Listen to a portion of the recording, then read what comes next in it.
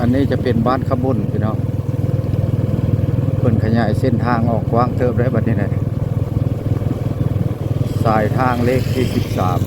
13สายใต้เนาะนี่บ้านขบุญตรงกระแส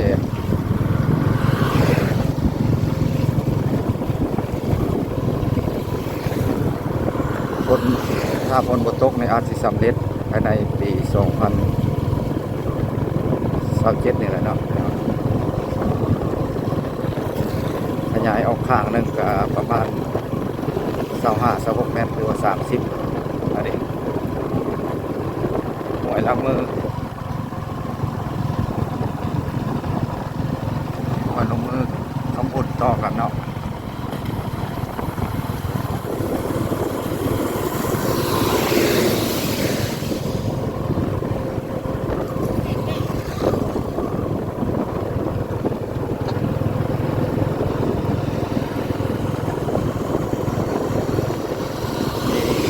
งานต่างๆเกิดขึ้นหลายเลยพี่น้อง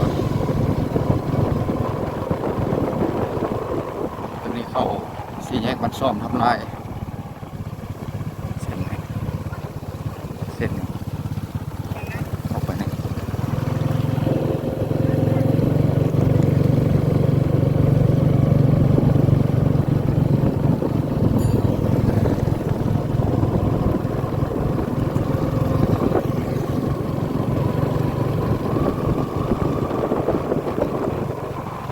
กันไปกันมากระทาว่าแล้วค่ะสิสะดวกสบายเลยนะมันขึ้นกับบ้านเมืองหัวเซบังไฟแข่งขมวดพี่น้องส่วนมากการเข้าแถวนี้กับบัท่วมเนาะเพราะว่าน้ำแถวนี้บัวยูแห้งบัท่วมหลายพอประได้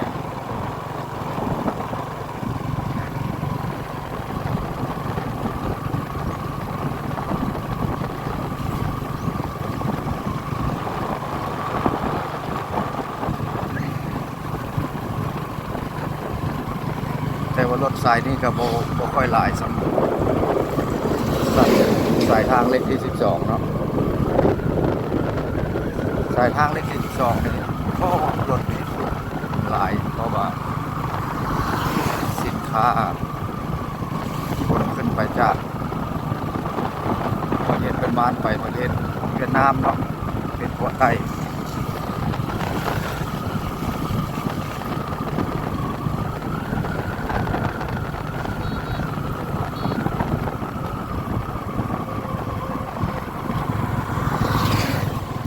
หัวก็หลายเจ้า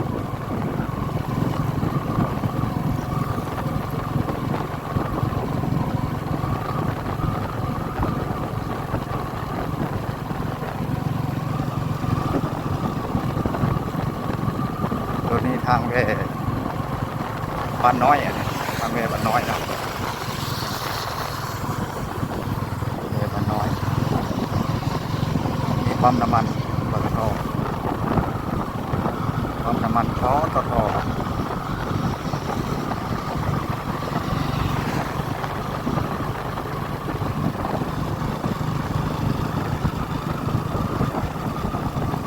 เส้นละเส้นทางกันเลยเนาะ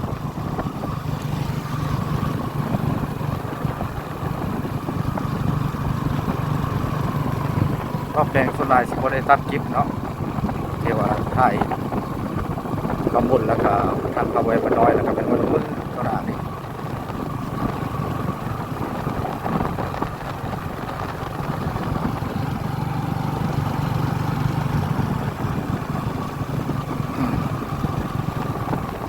ฝนกระตกอยู่เนาะวันนี้ก็เป็นมือตักบาตรคือว่า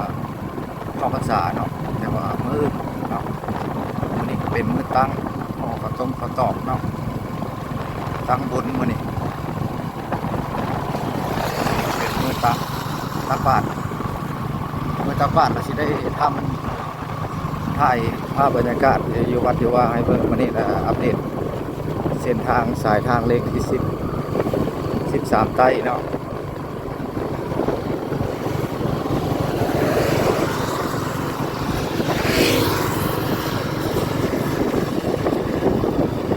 แล่นไวขนาด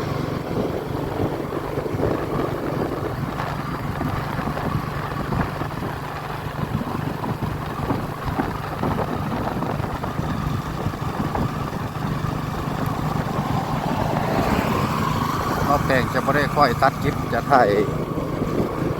ปิ้งยาวเลยเนาะพี่น้องครับเพราะว่าหลายวันแล้วไม่ได้ออกมาถ่ายคลิปก็สอนเพิ่นไปหนองพกไปก่อนเนาะสอนหนองพกเพิ่นจะลงหนองพก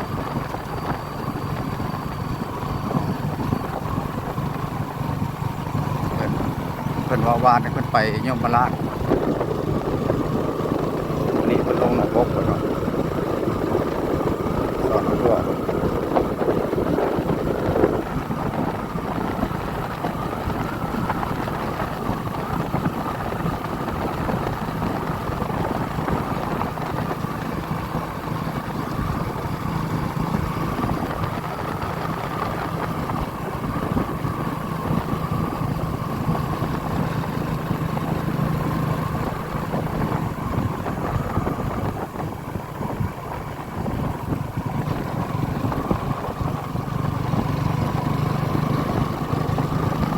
อันนี้เป็นตัวหอยล้างมือเนาะหอยล้างมือ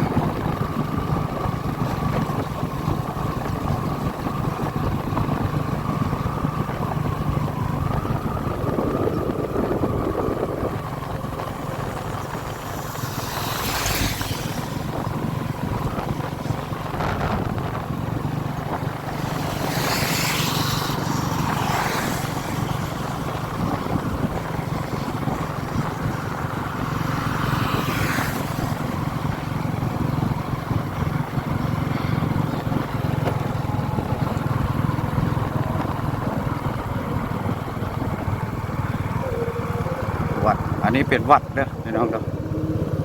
เป็นวัดห้วยลงมืออันนี้เป็นวัด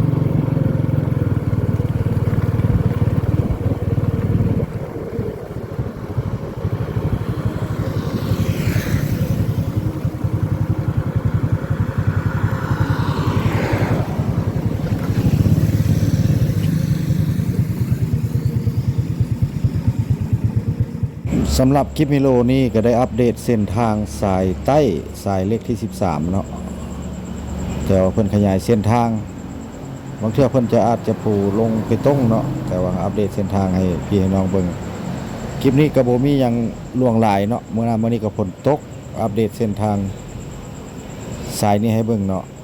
มีหยังก็ไปก่อนขอไปกิจไปเสียงซ้ำนี้ไปก่อนหมดสุขสุคน